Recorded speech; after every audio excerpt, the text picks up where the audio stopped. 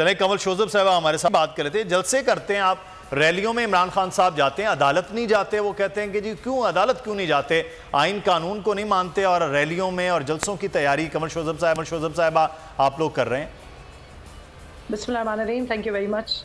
लेकिन अदालत में कब नहीं गए हैं? अदालत में तो हाजिर हुए हैं। 18 तारीख को केस लगा हुआ है और 14 को जो है वो पुलिस लेने आ रही है, जिसमें रिमांड भी नहीं है, जिसमें रिमांड नहीं है और जब अंडरटेकिंग भी दी हुई है। 18 तारीख को हाजिरी को इंश्योर कर रहे हैं, तो आप 14 तारीख को आके धावा बोल देते हैं। ये मनाजिर आपने कभी देखे हैं कि आप रेंजर्स लेकर आ जाएं और रेजिडेंशियल एरिया में जमान पार्क में एक अकेले इमरान खान का तो घर है नहीं, वहाँ पीछे 50 और घर भी है। सारे घरों में आपने शेलिंग की, आम शहरियों को, निहत्ते शहरियों को आपने इस तरीके से मारा पीटा है। ऐसे मनाजिर तो हमें फलस्तीन और मकबूजा कश्मीर से भी नजर नहीं आते। और कौन सा इतना बड़ा टेररिस्ट वहाँ छुपा हुआ है? कुलभूषण यादव को आप प्रोटोकॉल्स देते हैं, उसके लिए तो आप देखो कि जाने निकल जाती हैं कि बात भी ना कोई करे। और यहाँ पर आप इमरान खान जो पाकिस्तान का सबसे बड़ा लीडर है उस पर घटिया किस्म के केस बनाते हैं। ये लॉज जो आप इस्तेमाल कर रहे हैं, हुकूमत ही आती है गिरफ्तार करने। मैं इनको वाजे कर दूं, राना सनाउल्लाह धमकियां देता है और उसके बाद जो है वो स्टेट की मशीनरी को इस्तेमाल करते हैं। ये बताएं मुझे, राना सनाउल्लाह क्यों नहीं मिला था इस पुलिस को जब उसके वारंट गिरफ्तारी जारी हुए हुए थे? तो 16 तारीख को कोर्ट में जाके उन्होंने कहा डीएसपी ने कि मैं तो ढूंढता रहा, राना सना मुझे नहीं मिला। राना सनाउल्लाह मरीज पे चला गया था, वो क्यों नहीं इनको नजर आ रहा है? और कितने लोगों के केसेस हैं तो वो नजर आ नहीं रहे। वो जो भगोड़ा नवाज शरीफ बैठा है उसको क्यों नहीं कोर्ट के वो उनके बारे में तो आप खुद कहते हैं ना, आइन पे अमल नहीं करते आप तो की तो पार्टी का नाम इंसाफ है, तो तहरीक इंसाफ को तो पिछली पेशी पर अगर पेश होते तो नाकाबिले जमानत वारंट आते ना। नहीं देखिए, पिछली पेशियों पे सब पे गए हैं। और दूसरा मुझे ये बताइए, उनके लिए पिछली पेशी पर गए ही नहीं ना, इसलिए नाकाबिले जमानत हुए ना जी। अच्छा मुझे बताइए, केस क्या बनाए जा रहे हैं? केस ये बन रहा है जी, अब कल 5 पर्चे काट दिए। पिंडी में प्रोटेस्ट हुआ, इमरान खान पे केस कट रहा है उसका दहशतगर्दी का। इमरान खान वहाँ पे क्या खुद का जैकेट पहन के तो वहाँ फैजाबाद में वॉक करते नजर आए थे किसी को? आपने कानून का घटिया इस्तेमाल करना है। एक एफआईआर के ऊपर 50 एफआईआर एक जैसी पूरे पाकिस्तान में कटा रहे हैं।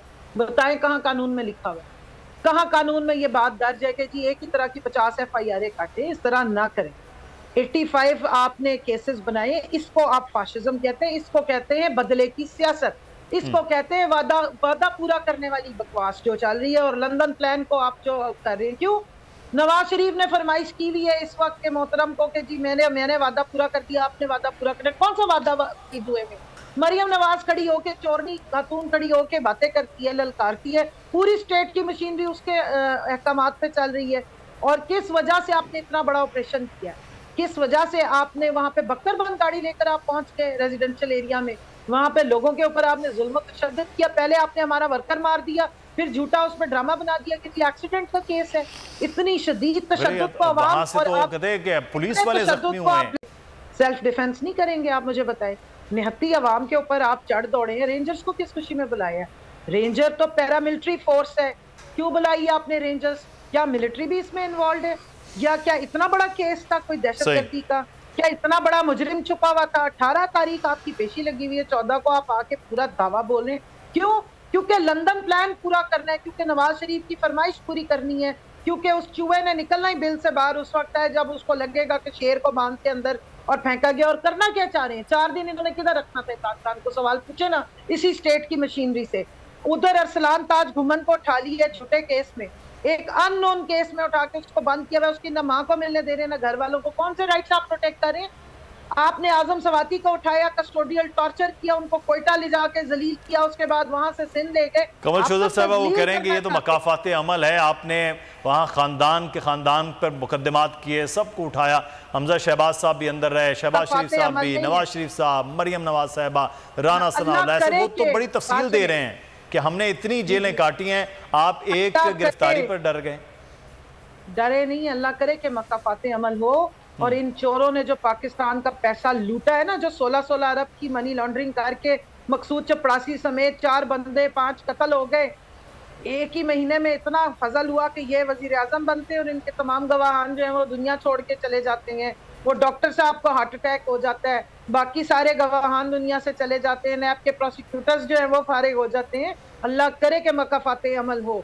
25 अरब रुपए की मनी लॉन्ड्रिंग का केस है हमजा नवाज शहबाज पे। उससे पूछा कहाँ से आए, मुझे नहीं पता, मेरा तो हाफजा ही जवाब दे के पता नहीं इनके कौन से खैर को हैं जो इनके अकाउंट्स में इतने पैसे डाल देते हैं। आपको वो जो ये जो थे फेक अकाउंट्स के केस भूल गए हैं? ये जो कभी कुल्फी वाले के पास, कभी पापड़ वाले के पास, तो सारे केसेस जो है वो तो अदालतें सजा दें तो हम तो याद रखें ना मैडम। अब अदालतें उनमें जाके सारे के सारे वही इन्वेस्टिगेशन ऑफिसर वो पीछे हट गए, चले गए।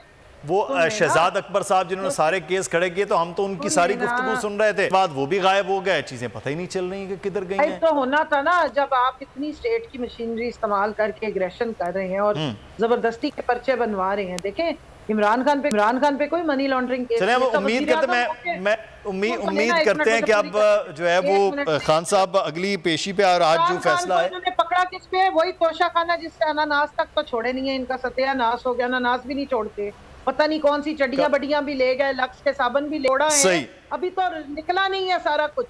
चले अब देखते हैं जी इधर से कुछ निकलता है या उधर से मामला निकलते हैं। को चेयरमैन बोल शोएब शेख के खिलाफ मनगढ़ंत, झूठा और बेबुनियाद केस। हुकूमत इंतकामी कार्रवाइयों पर उतर आई। रिश्वत देने के झूठे इल्जाम के पीछे असल हकायक वो ले आया अवाम के सामने। सिंध हाई कोर्ट की जानिब से 10 मार्च को एग्जैक्ट केस में बरियत का फैसला भी दे दिया गया, जो रिश्वत के इस इल्जाम को झूठा और बेबुनियाद साबित करने के लिए काफी है। सवाल ये उठता है, न रिश्वत लेने वाला न देने वाला मौजूद, तो फिर ये मुकदमा क्या है? गुज़िश्ता 5 सालों में ना तो कोई गवाह पेश हुआ और ना ही कोई सबूत सामने आया, जबकि कोई इंक्वायरी अमल में नहीं लाई गई। जब मुल्ज़िमान से कोई तहकीकात नहीं की गई, कुछ साबित नहीं हुआ, तो फिर ये मुकदमा क्या है? इससे कबल केस की इंक्वायरी कमेटी के सामने खुद जज कादिर मेमन ने रिश्वत के इल्जाम की तरदीद की थी और कमेटी को तहरीरी तौर पर आगाह भी किया था। इस झूठे और बेबुनियाद केस की कानूनन कोई हैसियत नहीं। सिंध हाई कोर्ट इस मुकदमे में शोएब शेख को बरी कर चुकी है, तो फिर इस नाम नेहाद इल्जाम की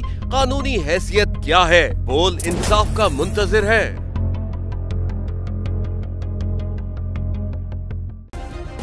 सब्सक्राइब करें और बेल दबाएं ताकि कोई खबर रह न जाए।